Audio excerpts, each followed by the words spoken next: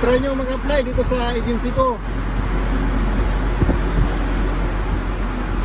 Kasi by this coming December or January, pupunta na naman ng Pilipinas yung employer namin para maghanap ng, para kukuha ng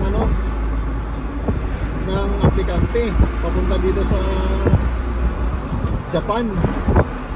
At hindi lang naman yung company namin ang kumukuha ng mga aplikante, marami talaga. Maraming kailangan yung Japan ngayon guys na aplikante, lalo na mga Pinoy. Kasi alam mo yung mga Pinoy, kahit pagod na, lumalaban kasi alam natin yung hirap sa Pilipinas guys, di ba? Mahirap yung trabaho dyan sa Pilipinas, pero nagtatrabaho tayo.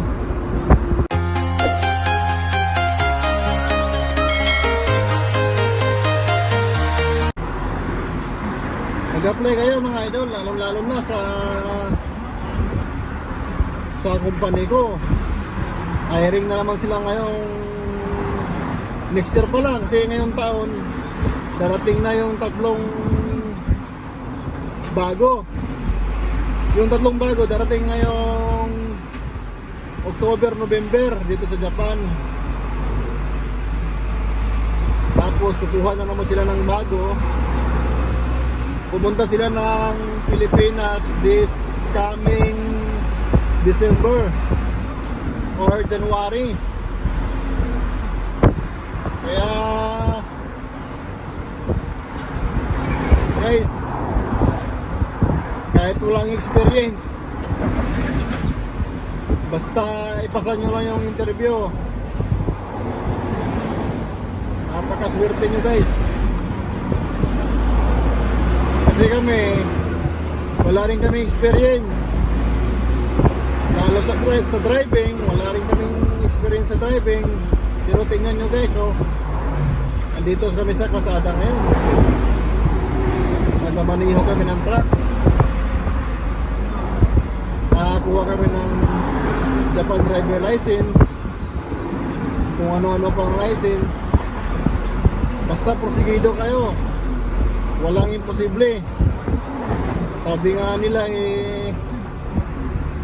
pagdating mo sa abroad, doon mo matutunan yung mga skill na yan. Kaya naniwala ako doon. At ito na nga, nagkaroon ako ng certificate ng welding, nagkaroon ako ng certificate ng how to operate crane, and certified to operate crane with Japan license. At higit sa lahat, itong truck driver license. Kaya pag mag-apply kayo guys, mas maganda kung meron kayong driver license dyan sa Pilipinas. Kasi pag meron kayong driver license dyan sa Pilipinas, pagdating nyo dito sa Japan, magtitake kayo ng exam ng driver license, and then actual kayo ng driving. Ang nagandahan lang dun guys, pag magtitake ka ng driver license, yung exam, pwede kang mamili Tagalog, English, Japanese. Siyempre, hindi naman tayo magaling sa salita nila. Ang pinili ko nung time na yon ay English. At sa awa ng Diyos, ayun nga, pumasa sa exam. At din, natsambahan din yung sa driving test. Hindi naman sa pagmamayabang, one take ko lang guys. Pero yung ibang kasama ko,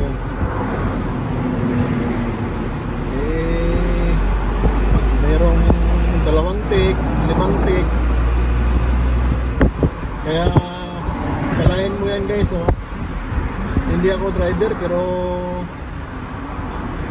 pag gustuhin ni Lord, walang imposible.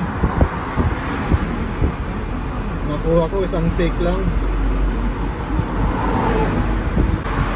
Try nyo mag-apply dito sa agency ko.